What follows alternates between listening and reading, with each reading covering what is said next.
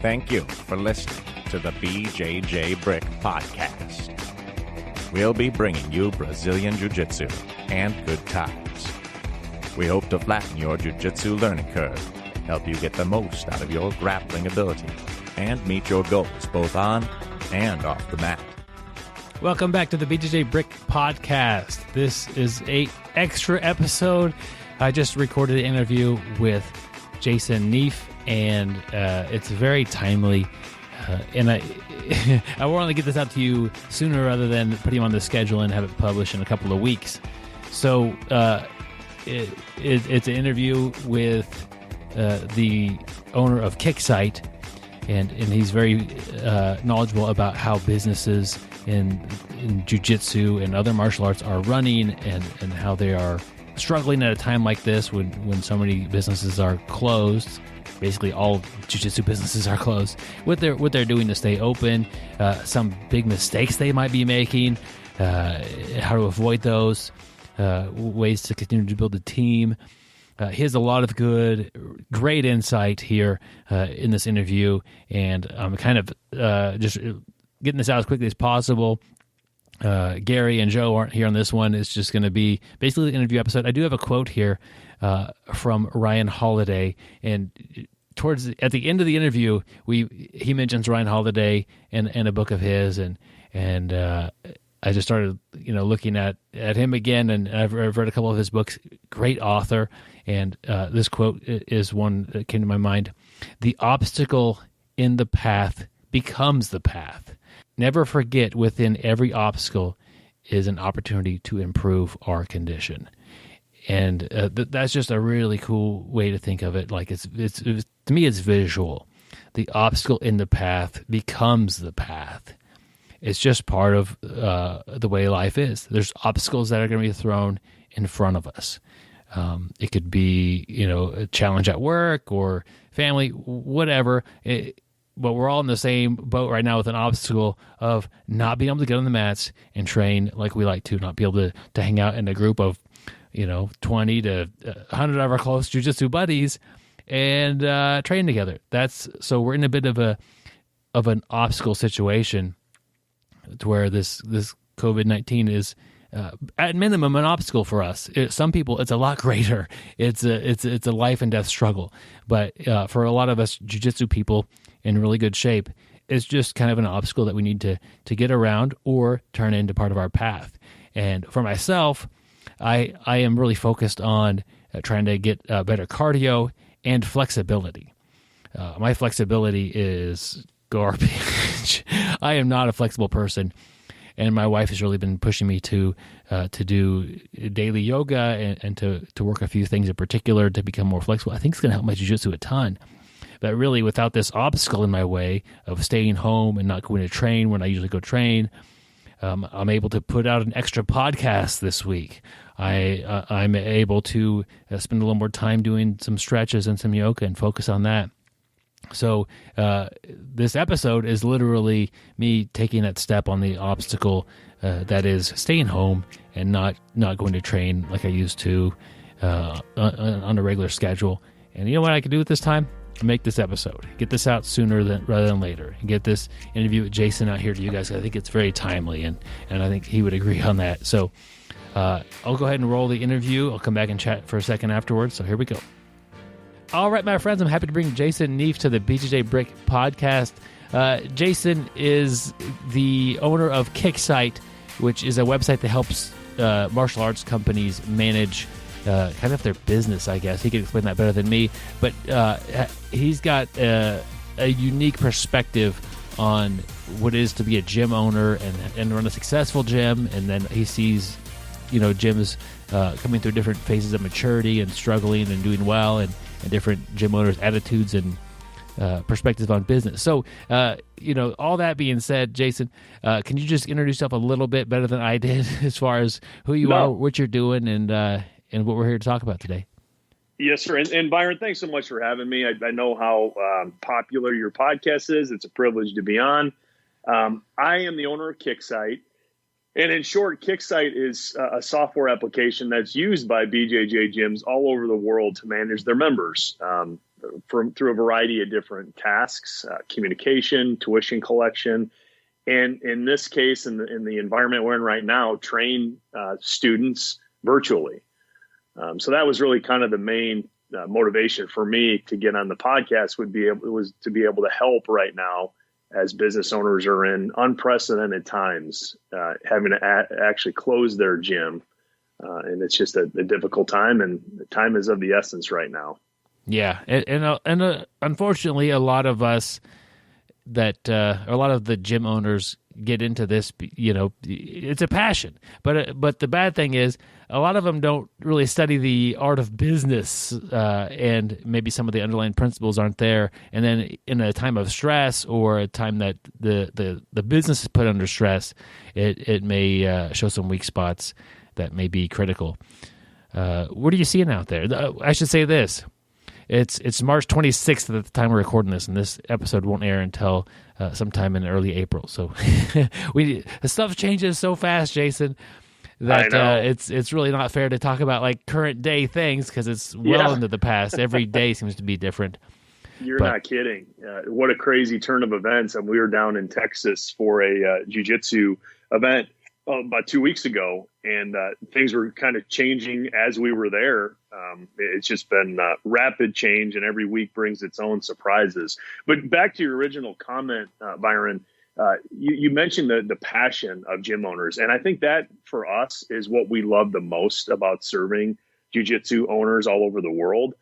We serve almost 1,500 of them, and the passion is unparalleled. I mean, the commitment is just something to be respected, and it's the reason why these owners are so successful. The other side of that coin is that passion for the practice and the art and the training comes at a price, because oftentimes the business and some of the key principles that need to be adhered to when running a sound business, I don't want to say they're ignored. I don't think it's intentional. I just don't think it's on owners' radar nearly as much as it needs to be. And unfortunately, given the circumstances we're in, that is being exposed a little bit. And again, I want to be clear. I'm not saying this is intentional, but I do think it's a function of having such a laser focus on the training itself that the business does oftentimes fall on the back burner, and it can hurt a business when that happens. Yeah, it's just the easy way to look at this whole thing is, why is the gym owner owning this gym? And oftentimes, almost every time, they love jiu-jitsu. It's not because they love business and they wanted to find a business to make a bunch of money. No, the passion for jiu-jitsu comes first, and then they often will find themselves in like they do great teaching jiu-jitsu, coaching, performing, whatever, and then the business side of things, it's like it's not a passion. It's like it runs good enough to survive most of the time. It pays the rent and those sort of things. But a lot of gyms just struggle with even interest in that. They just want to do jiu-jitsu, and it gets so much easier when you're profitable and things are going really well. It's an important topic that gym owners should take a lot of interest in, because it really matters at times like these. It matters a lot more than you would think. Sure. And I'll make a comment. I was just listening to a podcast yesterday about what it takes to be successful in business, and it always starts with passion. So the fact that we've got owners that really get into this for that reason, that's the best starting point, and that's the best indicator for success. Having a passion for what you do. I mean, there's no replacement for it. So we've got the best foundation for a successful business, but now we've got to really adhere to some good business principles, and really, especially in jiu-jitsu, the art form is so popular right now. We have so many schools out there that prior to what's gone down have really just been bursting at the seams with students. So they've been pretty, strong cash flow, a lot of students joining. And so it's a great problem to have. And yet another reason why a lot of these principles get ignored, because things were going so well. Yeah. So what are you seeing out there? And so schools are closed, and the biggest obstacle is obviously there's not the same income coming in. What could they do to help mitigate this? Yes, and that's really why I was really fortunate to have you on me or have me on this podcast, because the timing is somewhat critical. This has all happened recently, and as I mentioned earlier, these things are shifting under our feet, and so owners would have never guessed. I mean, I have a close friend who owns a dental practice, successful dental practice in Chicago. He has 35 employees. He literally had to shut his doors, and he had to lay off his entire staff. He's been doing this for over a decade. If you would have told any business owner 2 weeks ago that you're going to have to shut your business down for the foreseeable future for a month, if not longer, nobody in their most sound moment would have ever guessed this was a possibility. So we're in unprecedented times. And the reason I was so motivated to get on your podcast was because timing is of the essence. And if business owners, jiu-jitsu owners don't do the right things now, it could really hurt them. It could either make it difficult for them to open back up or make it difficult for them to get back on a normal schedule, a normal path when this is over. So that was why I was so motivated to join you today, was to get a message out early, because decisions are being made as we speak. So if you don't mind, Byron, there's really 3 key things I wanted to touch on today. Sure. Okay, cool. So the first thing is the owners that are listening to this podcast, I cannot emphasize enough the importance to really look through your expenses. You may not have done this before. For those of you that are pretty savvy, this may seem like a no-brainer, but I absolutely implore everybody to mine your expenses right now. Look at all of your expenses, line item by line item, and determine which are essential and which are non-essential. Those non-essential expenses, maybe it's a Netflix account, maybe it's something random that you've had. You've got to cut those expenses right now because you really have to protect cash flow. So look through your expenses, determine what's essential, and something like rent, for example. We're hearing some really positive things from owners who are talking to their landlords about either a reduction in rent or maybe even waiving their rent for a month. So I would have that conversation. Landlords we've heard have been really willing to work with tenants that have been there for a long time. I think that's an expense that's worthy of addressing. Another expense, and this is a sensitive topic, Byron, but some of our larger gyms, and we serve some of the biggest jiu-jitsu association headquarters in the country. So they've got staff. Right now, those staff members are sitting home. If they're hourly, it's really not a big deal. You can still utilize those staff members by having them help with instructional video, and we'll talk about that in a little bit. If they are not able to do that and they're salaried, then I would encourage owners to consider putting them on a leave, or at least laying them off for short term. And I don't say that easily. I know that's a difficult decision, but it is only temporary. And it provides 2 positives. One, it allows that individual to collect unemployment. And 2, it allows you to free up quite a bit of cash flow for employees that may not be working right now. Excuse me. So ultimately, it really comes down to managing your expenses. That's my first message. Okay. So I mean, just Byron, with those, that makes a lot of sense on the first part of.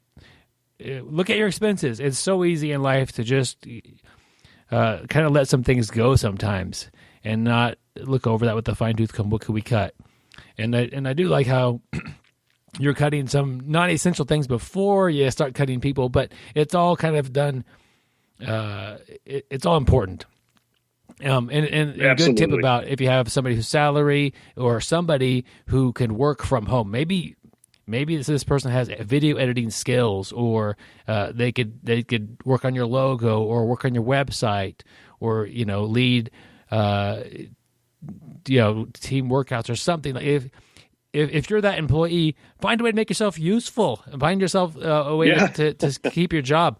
And then like the tip you had is, they'll be able to collect unemployment. It's not like a total loss. And the whole goal is that the gym doesn't sink itself while it's closed. So if they want their job to be back when the economy comes back, or when the gyms open back up, really, that it's got to make some adjustments in this time. Well said. And, we've said this before. We're in survival mode. As business owners, we are in survival mode. And right now we're having to adapt. So really our mantra has been adapt and survive. And so to your point, those employees, I think that's an excellent suggestion. Like, find a way to make yourself useful.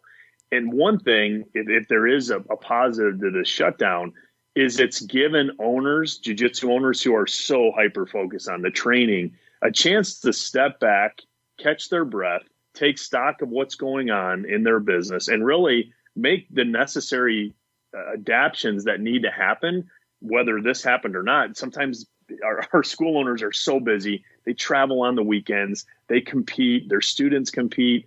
It doesn't seem like there's time to stop and kind of take stock.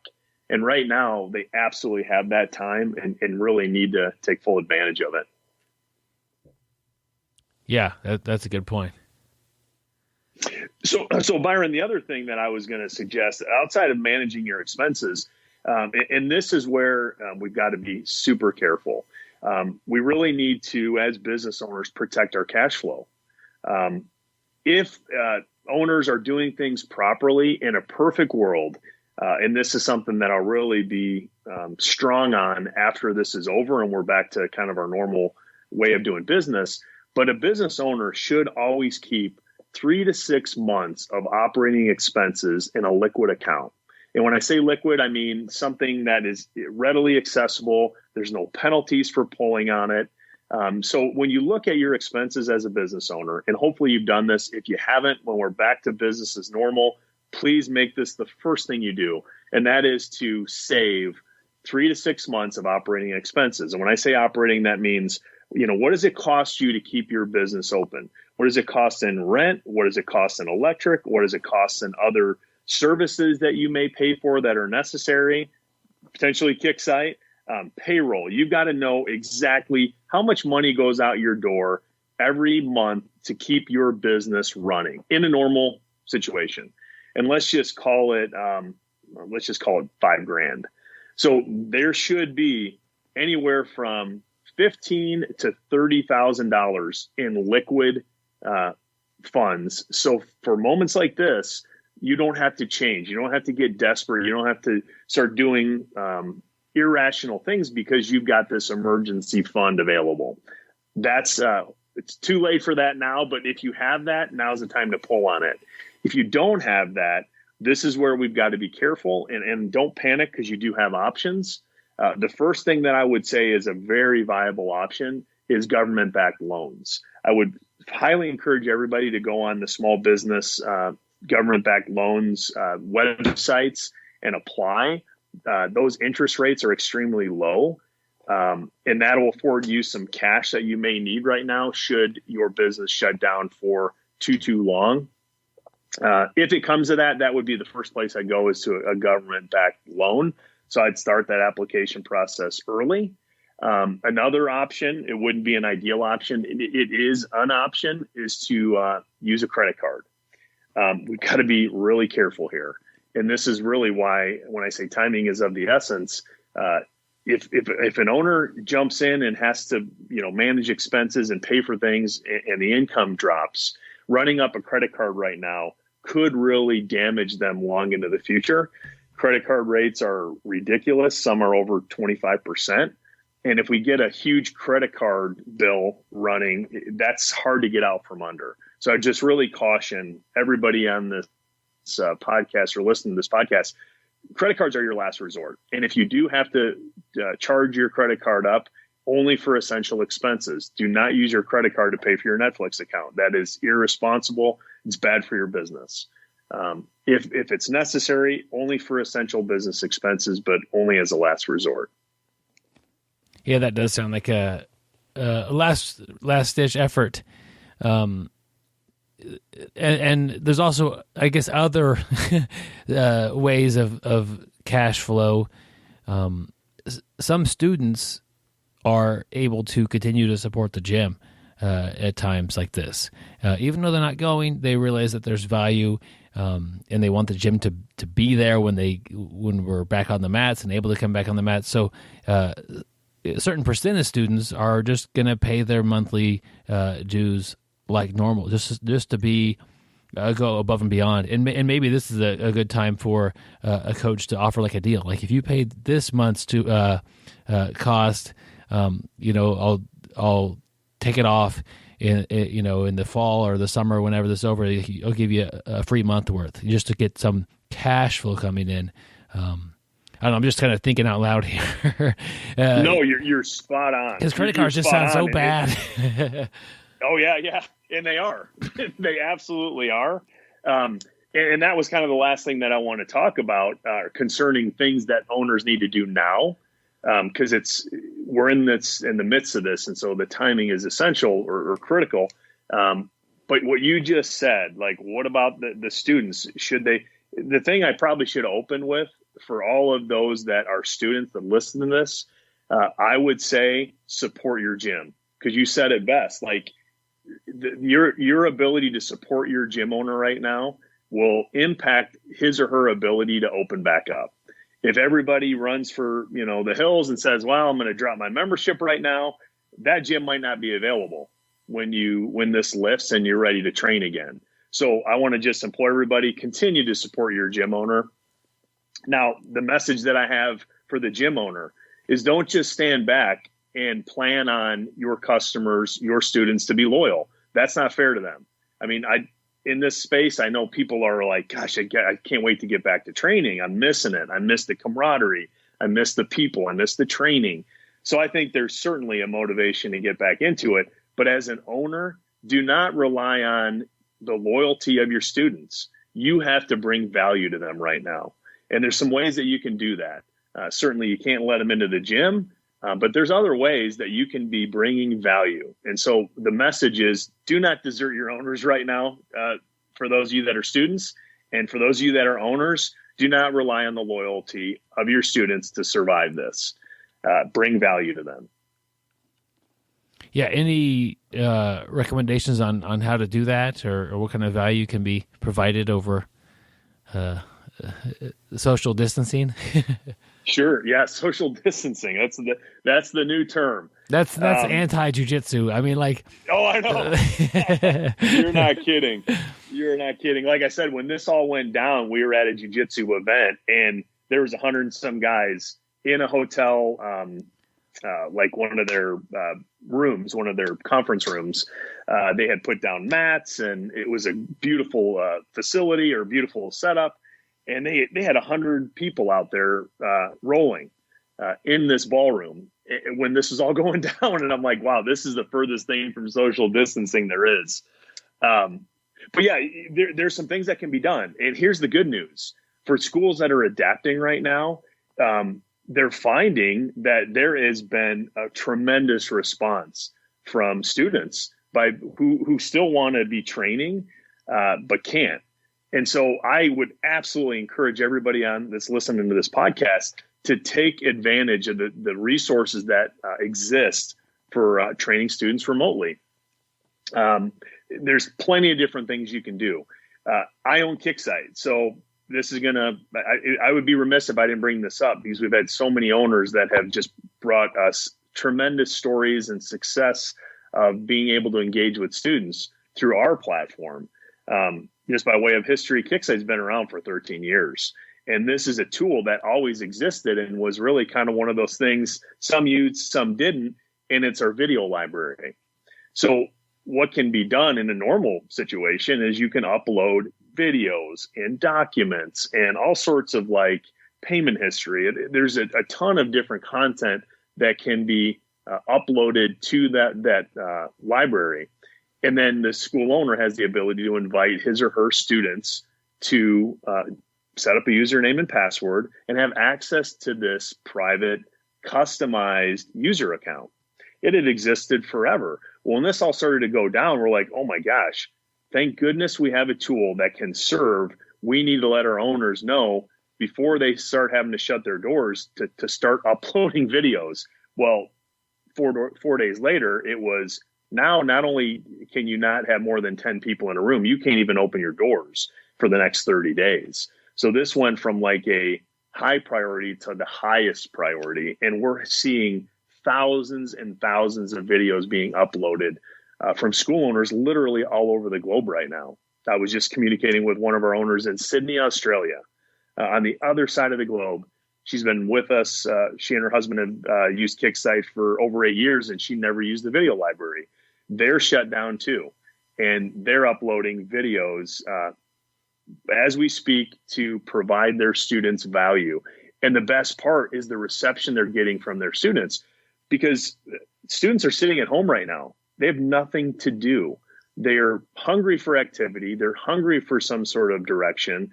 And to be able to go into an account and review video instruction is critically important to them right now. Talk about bringing value. You know, they're hungry for it. And if given that opportunity, they'll gladly continue to stay a member. They need you right now as a student more than ever.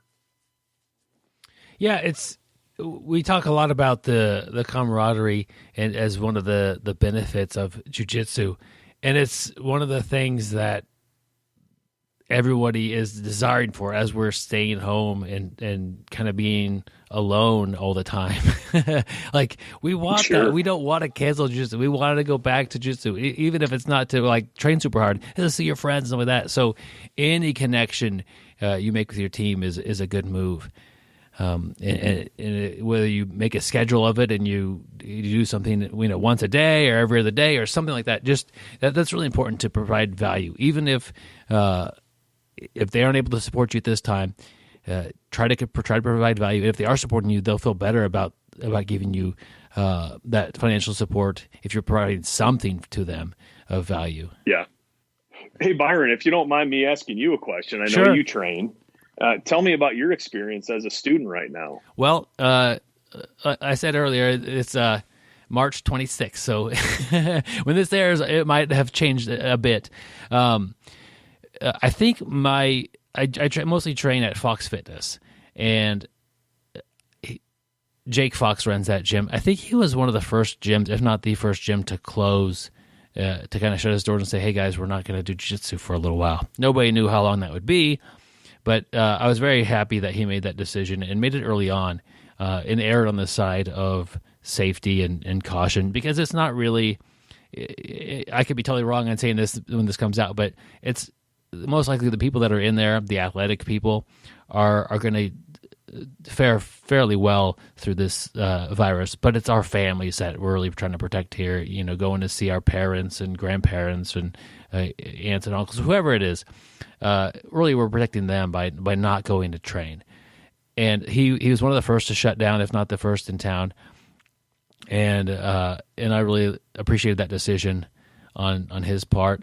And then, so since then, it's been a definite increase in output on Facebook and social media, as far as, hey, this is some ideas to train. This is a good tool to use, and that sort of thing. And just yesterday, I did a warm up that Jake led, and he's like, okay, guys, it might be you could do this on carpet, and it might be a little easier on a couple of them if you had your gi on, just because save you a little bit of friction there on your skin. But here we go, and he led in a warm up, and I did everything he was telling me to do, and he got me warmed up and kind of still doing a little bit of jiu-jitsu stuff.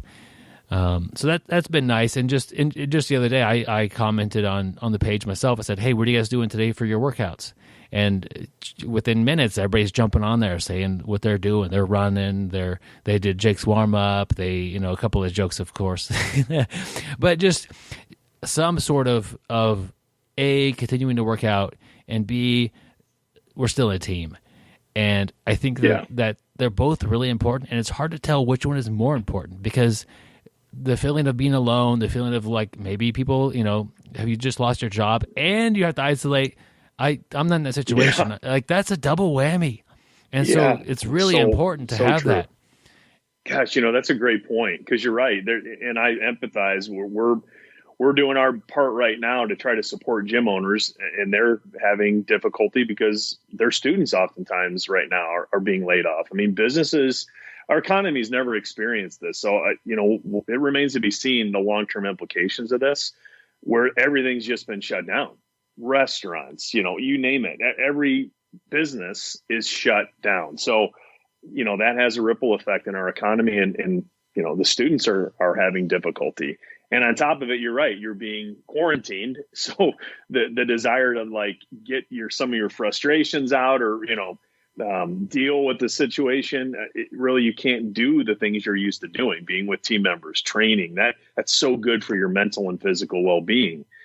So you're right. It is a double whammy. And that just kind of brings me back to this bringing value mantra. It's important for that reason too, that is it Jake, you said? Yeah. That Jake and other owners aren't just sitting back and waiting this out.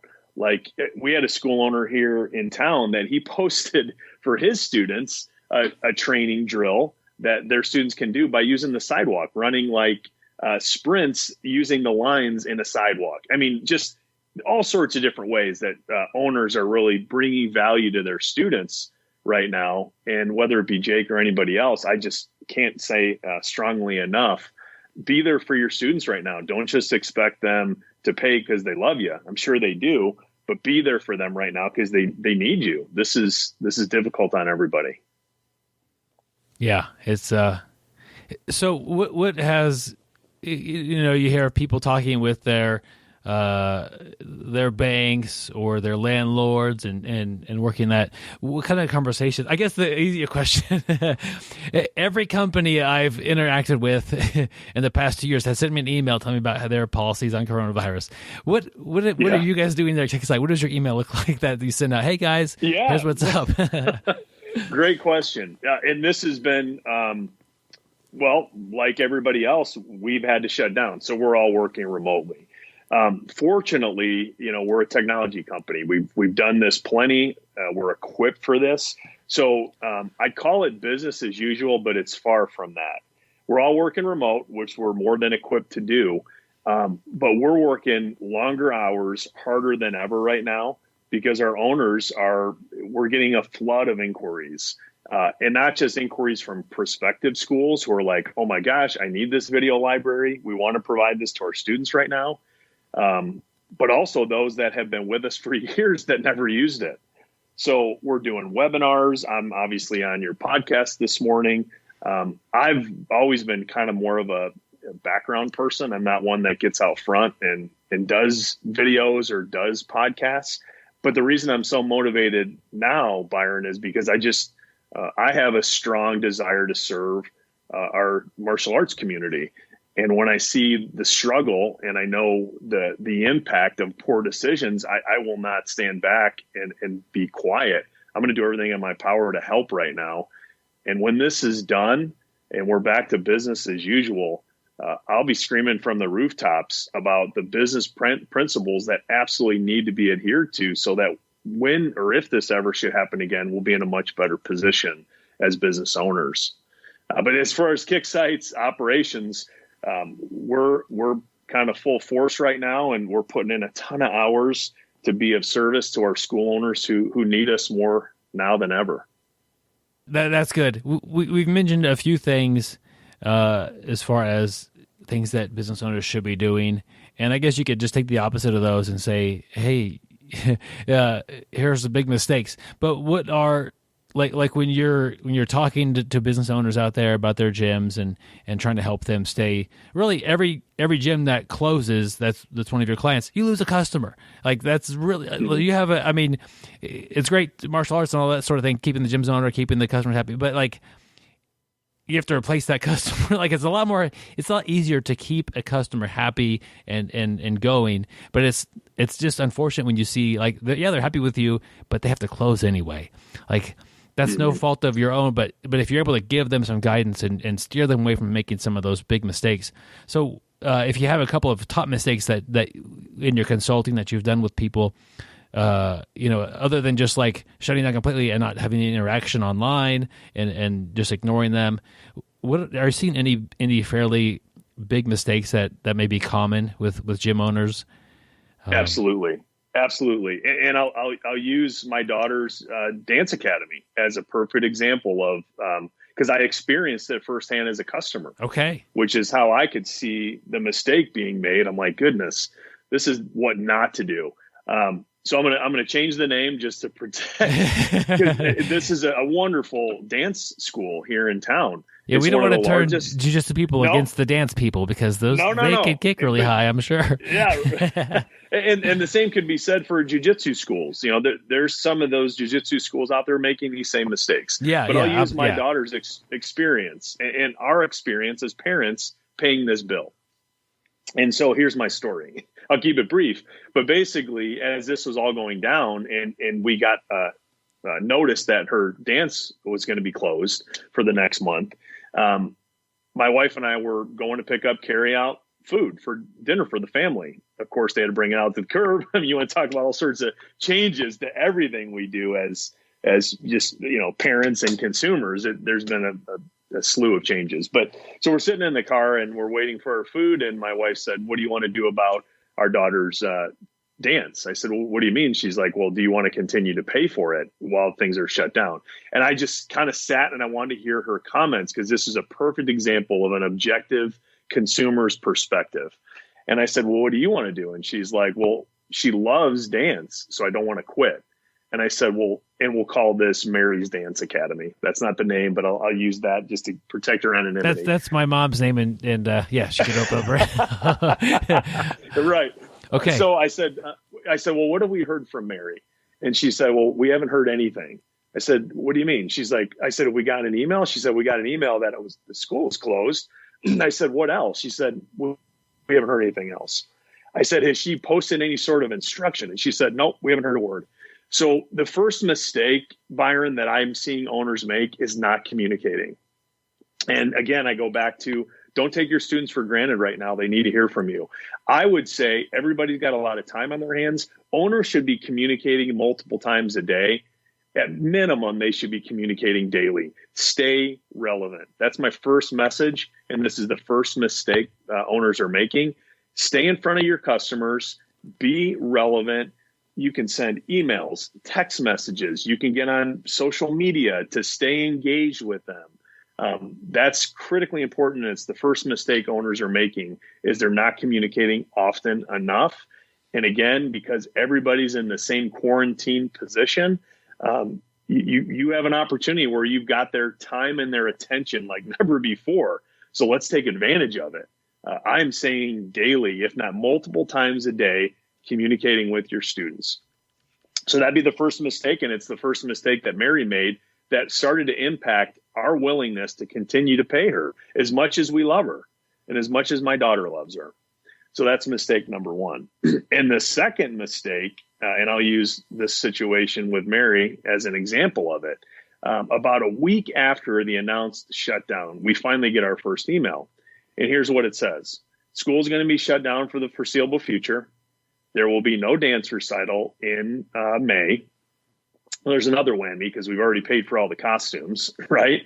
And then the third is if your child is looking for something to do and a way to stay active, go on YouTube and watch videos. So this is the problem. Now, when we finally do hear my second message, and it's kind of, I'm repeating myself, but it bears repeating. Yeah. And it's a mistake she made. She brought absolutely no value. That communication gave us nothing other than, you're going to continue to pay me and we're not going to have a recital. You can't come in. And if you need some instruction, go to some random YouTube channel. So this is the opportunity that I'm kind of emphasizing now. If you communicate and you're bringing value, your students will love you even more so when things get back to normal. And in Mary's case, like, to go on YouTube, it's so random. And if I can, the beauty of a platform like Kicksite, and there are others out there, but you can upload video. It can be done by your instructors. And the best part is it's in a password protected place. And in jiu-jitsu, you know, I'm sure it's no different at your gym. This is intellectual property you're sharing, you know, your techniques, your drills, the way you're doing things like that. That is that owner's intellectual property. I would not be putting that out in the public domain. That's your own private information. So I would put it under lock and key only for your students. So it's password protected. And the other advantage is it can be restricted based on the level and the program for that student. So maybe you're in Muay Thai, maybe you're in Jiu-Jitsu, maybe there's some striking. You can upload a video, specify it for that particular discipline, and even specify it for the particular belt rank. You may have some more advanced techniques that you don't need a white belt watching and getting distracted by. So you have this level of control, and more importantly, this fantastic customer experience that happens by inviting them to this private user account. So if you don't mind me asking, I'm curious, Byron, like in your case, you said that the owner's been very communicative, which I applaud him for that. And it sounds like he's bringing value in that he's providing you guys instruction. How do you absorb that? How are you getting that content as a student? Oh, you mean like the media, Yeah, what platform does he use to get that to you? Facebook, I think they have. I'm so bad at social media. I think I know they have Instagram, but I use it so infrequently. I use Facebook so infrequently as well. But the way it is with Facebook, I'm in a group, and when they post something to the group, it notifies me. They could post something on just themselves, and I don't get notified. I won't ever see it a lot of times. But just the notifications help a lot with me because I don't tend to just piddle around on my phone and looking at Facebook and stuff. I mean, I give that a good couple minutes, and then it kind of bores me. But I do see what you're saying about intellectual property. Kind of like they're paying for something, and this is for you. It feels more exclusive, and there's definitely a dichotomy there as well because part of it is also an advertisement for your gym as well. So having that presence on YouTube, or having a presence that's a strong presence on Instagram or Facebook or whatever, like somebody who's looking at your gym, it might see that as almost a commercial. Let's see how he leads a class. Oh, that's really cool. So there's definitely an argument or a place for having stuff behind. Hey, you're actually a supporting member. Here you go. Check these these are the techniques I want you to see. You want to stop by and peek in the door a little bit? Check this out. This is for everybody. That's an interesting concept that because my perspective as a podcaster who just does this and gives it away, and I've never made a video that cost anybody any money. Like that's just how. Like this is more of a hobby for me. I'm not trying to run. It's technically a business, but it's if it was a business as first, I would have found something else to do with my time. But for gym owners, there's definitely and I know a lot of them do that. They have a library that's accessed by username and password. Oh, yeah. Yeah, it's a big thing in the jiu-jitsu space, especially just because some of the techniques are, again, it's the intellectual property of that owner. And so some, have monetized that where, maybe for a fee, you're able to access these videos. I mean, that's certainly to every owner's own discretion. But having some library of techniques that you can upload and allow your students to consume is absolutely essential anytime, but now more than ever. So what I'd like to do is kind of share some of the best practices that we're seeing right now from owners that are training their students virtually successfully. Okay. If you don't mind. Yeah. This cool. will be good. Cool. So, one thing that has been wildly popular, and it's another moment where the martial arts industry is adapting and evolving. And I think it's opening their eyes and their consumers' eyes to this new channel. And it's virtual training. And in the case of some of our more successful owners, we've got a school owner in New York.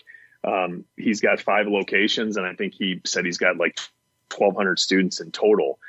He's doing a combination of 2 things. He's using Zoom, which is a live streaming application that allows owners to live stream to all their students training on the spot. And I'll use my daughter's dance academy. She had her first Zoom call last night with all of their students. And I sat here and watched my daughter. She was eager to jump on that call. And it was like no different than adults with the camaraderie you feel in your jiu-jitsu gym. She felt that with her friends that she hasn't seen. So like they're all on this call and the instructor's talking to them, and she's not instructing them yet. She's just kind of explaining to them what they're going to be doing. But the students' desire to be, even if it's virtually, to be with one another right now is stronger than ever. So this Zoom or any other live streaming tool is a great practice right now. So if you're not using it right now, or Zoom or anything other platform, I would highly encourage it. And you can live stream a class a day. And the best practice that we're seeing is a combination of live streaming and then saving the video for consumption at any given time. And so this owner that I mentioned in New York is doing it very effectively, and he's getting a phenomenal response, and he's keeping his members engaged. And believe it or not only are they not quitting, but they're appreciative because they're all sitting at home with nothing to do. So the most ideal practice is to live stream it with a product like Zoom, and then save it and upload it into a product like Kicksite. So now my daughter could watch it at 8:00 on a Wednesday night, train live or practice live. And now she's got like 3 days until her next class. She can be going on her Kicksite account. Kicksite's not for dance, but if they had a dance, if they did have a dance platform like Kicksite, she'd be able to go on that platform whenever she wants, whenever she's bored, and she could receive on-demand training on her schedule when she's ready, when she's bored. She could be going on Kicksite and reviewing instruction by her instructors for her specific program and at her specific level. That's the perfect scenario.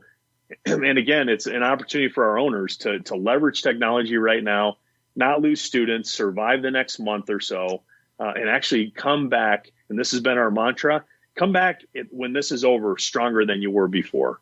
Stronger than before. That is really going to be our message, both now and well into the future.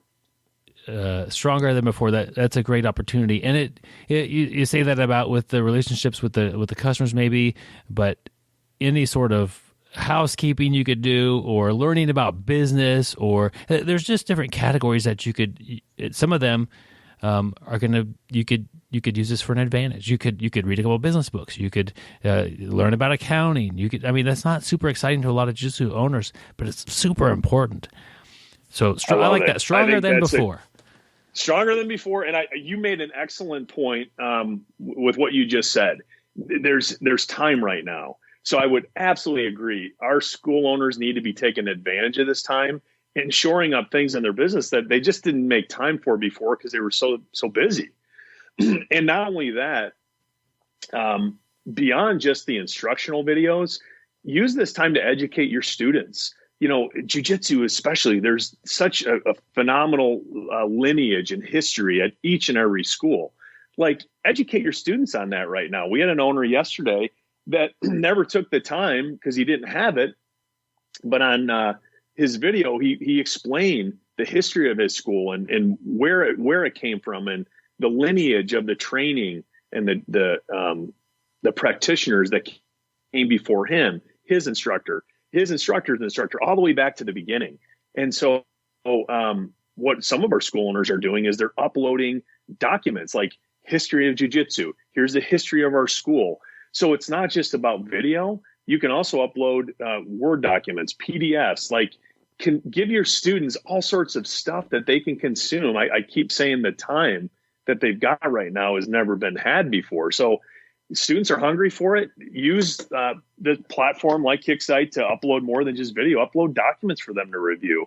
Make it fun. Make it engaging. Be of value. Yeah. And if you're a student and your coach uploads a thing about the history of jiu-jitsu or your school, maybe get us jump start and make an outline on doing a report on that, for the future. Just Sure. have that one in the bank. If you're at home and not able to work, whatever job you have, if you could take an online class and accelerate your position at work a little bit, all this stuff, stronger than before. It's not real in all aspects. I'm not going to get a better triangle choke over this time, but there are definitely parts of my life that I could become stronger than before, and it's important to just step on the gas pedal on those categories. Byron, I'm going to take this opportunity. You mentioned read a book, and I think that's an excellent suggestion. So can I make a recommendation Sure. of one that I just read? And I'm a big proponent of this, and I'm trying to apply this in my life, both personally and professionally. And I think it's kind of fitting given the moment that we're in. But the book's called Stillness is the Key. and it's by Ryan Holiday. For anyone that's read anything from Ryan Holiday, he's got another book called Ego is the Enemy. Yeah, I've read that one. Okay, he's an excellent author. And if you've not read if you like Ego is the Enemy, Byron, I'd absolutely pick up Stillness is the Key. And, this book was written well before this moment of stillness that we're all in. But he talks about whenever some of our prominent leaders, and he talks about Abraham Lincoln and JFK, like situations they were faced with where they decided rather than to take swift action and do something irrational or quick, some of our most effective leaders in history have taken the time to just be still and be patient. And the decisions that were made were the result of just recognizing that patience is oftentimes more important than action, and to be still and to be quiet and just wait for that, that epiphany, if you will, or that divine intervention, whatever you want to call it, is critically important. And as I consider the time we've got right now, our owners should be still. Not that they should, I guess there's things they need to do, but also take this time to be reflective, to be still, to be calm, to really do the things you need to do for your business, for sure, but also use this time to slow down, to take stock, and really make sure that you're better positioned when this is over. Yeah. So Stillness is the Key. That it's an excellent read. So you mentioned Ryan Holiday. I thought you were going to say The Obstacle is the Way. It's another great book. It's just like this obstacle's in front of us. We can't go train. Okay, how can we use that and turn that into an advantage? That's a great. You're right. That's another applicable read right now. That'd be another one I'd throw on the list. Yeah, he's got a bunch of good books. And you've got time. Right. So and you talk about being reflective on your business. You might just ask yourself or think about where do you want your gym to be in a year? Where do you want your gym to be in 5 years or 10 years? Or what's going to happen when how would you transition to somebody else to lead classes? Same thing for us athletes or the practitioners out there. What do I want to be good at in jiu-jitsu in a year? What do I want to focus on now? What's my biggest weakness that I could improve? What's my biggest strength that I could make even better? All these things. Just kind of sit and think about it a little bit and reflect on some things, and you might find some great answers to questions you didn't even realize. Well, it's funny you mentioned obstacle is the way, because this is absolutely an obstacle. But you make it an excellent point. Like we can use this time right now that we normally never would take to really sit back and evaluate, where do I want my business to be the rest of this year? What do I need to do? What's my 2-year plan, my 5-year plan? Like, sit and be deliberate about your planning. And the other thing I would say is be very careful, because right now, because we have time, it's easy to fall into the trap of getting lazy. It's like Groundhog's Day, right? There's no longer weekends. It's like every day is the same day. You can't do anything. You can't go anywhere. Sunday's no longer church. There's all these different things that are different. But it's easy to fall into the trap of just getting lazy, stopping your routine. So I would just encourage everybody, stick to a routine. If you're the most effective in the mornings, wake up, spend your time in 2 hours of just reflection and planning and thinking about your business long term. We really can capitalize on this time we've got right now, both as business owners and as students and as someone that's providing value to those students. I think it's an excellent time for us to do things we may have never done otherwise. So let's take advantage. Yeah, that's awesome. What's a good way for somebody to get in contact with you or reach you guys? Yeah, absolutely. You can reach us at kicksite.com, kicksite.com. I will say that we're here for owners. Right now, we're offering Kicksite at no charge. Our hope is that this isn't going to go forever, but we're going to do our best to support our owners during this difficult time. So for people that are interested in joining Kicksite, we're offering it at no charge. We know it's a tool that can be of tremendous help, so we want to make it easy for owners to be able to use it. You can catch us kicksite.com. You can reach me at jason@kicksite.net. I'm the owner, and we're just eager to help in any way that we can. And we're, again, focused on helping our owners right now. And when this is over, our goal is to make everybody we work with stronger than they were before. That's awesome. Jason, thank you so much for hopping on here with me and sharing some insight and helping some gyms out. My pleasure. Thanks so much for giving me the time, Byron. Yeah. You're doing a great job with this, and we're just happy to be a part of it today. Well, thank you. It's great to have Jason on the show, and he's in a interesting spot where all of his customers basically are martial arts gyms, and they're all closed. And so he's really spent a lot of time and energy in figuring out how they could stay in business when this is all over. And I thought he would be a great person to have on here to share some of his insight, because that's the goal, guys. Whether you're a gym owner or a student or a coach, if the gym doesn't open up when this is over, you got yourself in a bit of a pickle in this one, my friends. So if you can support your gym, do that. If you're a coach, continue to try to put out some information and content for the students. If you're the gym owner, he had a lot of good advice as far as looking at your expenses and cash flow, things like that. That go under the radar a lot of times with running a jiu-jitsu gym. It's not why we came here. We didn't come here because the business is fun. Jiu-jitsu is fun, and business is a side product that oftentimes get ignored. So it's very important. And I think a lot of great gyms that have poor business practices are going to either not open or struggle to open back up in the same capacity they once had. So it's unfortunate, but it's just reality, guys. This obstacle is in our way. And if the gym owner could take that obstacle and ultimately turn it into a positive, streamline their business efficiency, learn about accounting, figure out how to do the taxes better. I don't know what it is. Make this obstacle into it's a kind of an advantage, or make it part of the path. And you have no choice. You could either complain about it, stay at home, chill on the couch, and do nothing, or you could take a little bit of this time and invest it in yourself, invest it in your team and your community, and come out stronger. That's what we want to do here, my friends. Hope this episode was good for you.